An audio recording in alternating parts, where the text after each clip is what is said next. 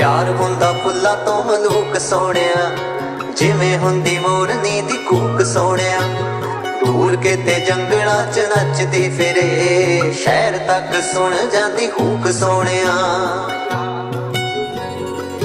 सज्जन राजी हो जावे फिर भी ओ रौला नहीं ओ पाईदा। पागला सज्जन राजी हो जावे फिर भी ओ रौला नहीं ओ पाईदा।